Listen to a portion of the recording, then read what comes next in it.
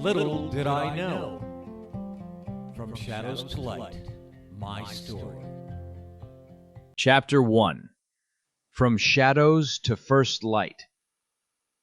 Born into chaos and love in Cahos, David, the youngest of the little triplets, learns early that memory, shame, class, faith, music, and masculinity will tug him in different directions. Yet the pull toward gentleness and purpose keeps showing through. Faith, fury, and the summer between. I gathered through 6th grade and into the beginning of 7th. The threats I faced came less from kids at school and more from people much closer to home. Jimmy, Richie, and my own mother. Mom's emotions seemed to erupt daily. Maybe it was the stress of raising 6 kids, or the pressure she felt to hold everything together. But to me, it felt personal. I was constantly in trouble. Sometimes it was over something trivial like wearing Jimmy's socks. Other times it was for not completing homework, getting into it with my sisters, or trying, often in vain, to explain how Jimmy or the school bullies were pushing me too far. No matter the reason, it felt like her anger found its home in me. I became the lightning rod in the storm that never quite passed. When things got too tense, I'd retreat to the gorge behind our house. There was a rock formation the neighborhood kids called the Crack in the Ass, carved over centuries by the creek's slow, persistent erosion. I'd climb it and sit for hours, watching the water rush beneath me, letting the sound of it drown out the noise of everything else. Sometimes I'd take refuge at Bobby Cole's house, where there were no adults around to hassle us.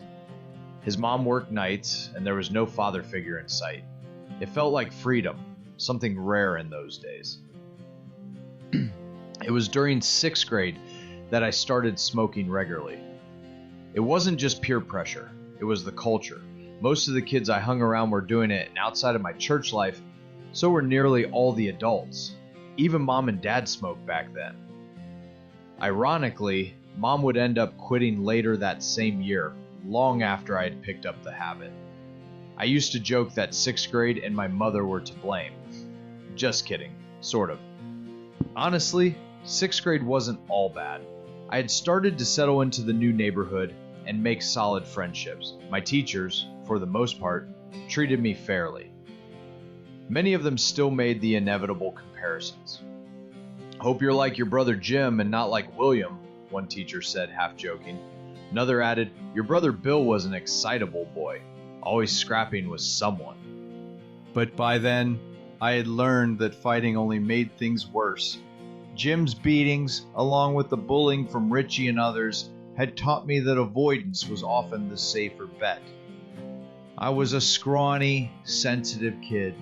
I didn't want to fight. I just wanted peace. When the Welcome twins started to get tired of me, I'd drift over to Bobby's. If Mom forbade me from hanging out with Bobby, usually after some neighborhood gossip got back to her, I'd circle back to Jimmy and Joey, or start spending time with my new friend Alan Lebrecq.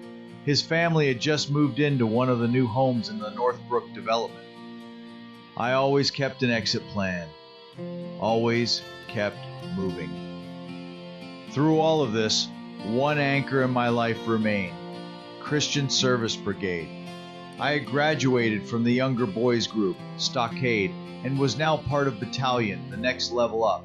Battalion was more structured, with an emphasis on discipline, brotherhood, and leadership. We learned military-style drills, how to salute, stand at attention, and march in formation. It was the first time I had ever really been expected to hold my shoulders back and my head high.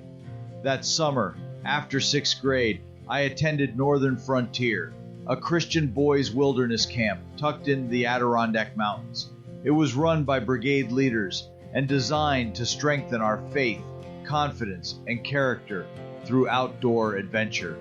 We canoed across glacial lakes, hiked rugged trails, built fires from scratch, and memorize Bible verses around the campfire at night. I remember lying in my sleeping bag under a sky littered with stars, surrounded by towering pine trees, thinking for the first time in a long time that I felt safe. I felt seen. At Northern Frontier, I wasn't anyone's punching bag. I wasn't compared to my brothers. I was just me. 1 week in the mountains gave me something I desperately needed, a taste of purpose, and a glimpse of the boy I might become.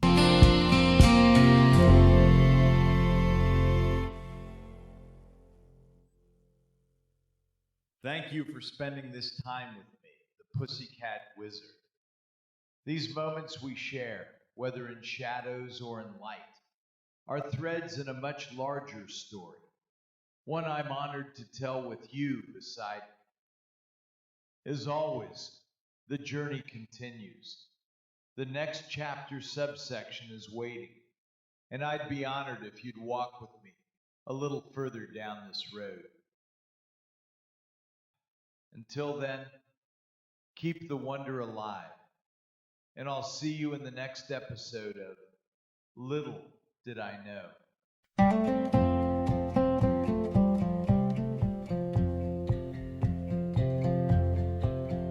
If it's a moment you're after, let's give this a shot.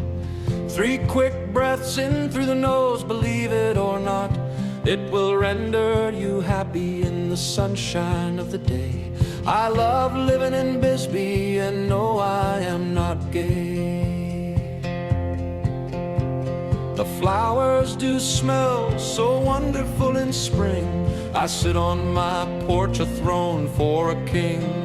My libido is for magic, man or woman, it's not. So celibacy, I'm after magic mushrooms and pot. It's my life, I've chosen, like it or not.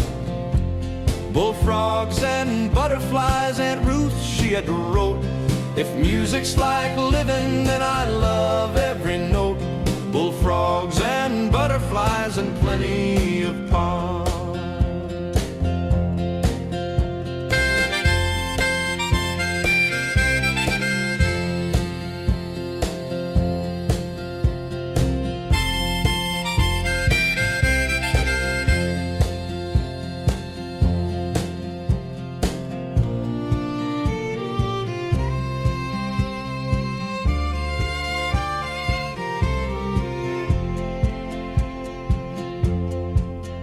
In the streets of Cohoes, where I call my home, with Sharon, Debbie, Doreen, James, and William, we all roam.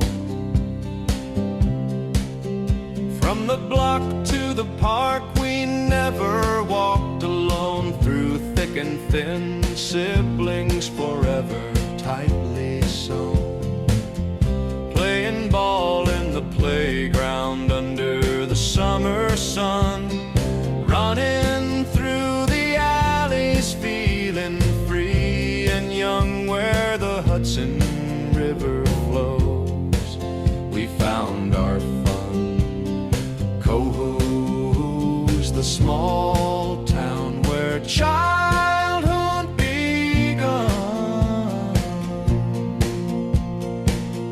I sit on my porch, a throne for a king. My libido is for magic, man or woman, and it's not. So celibacy, I'm after magic mushrooms and pot. It's my life, I have chosen, like it or not. Bullfrogs and butterflies, and Ruth, she had wrote, if music's like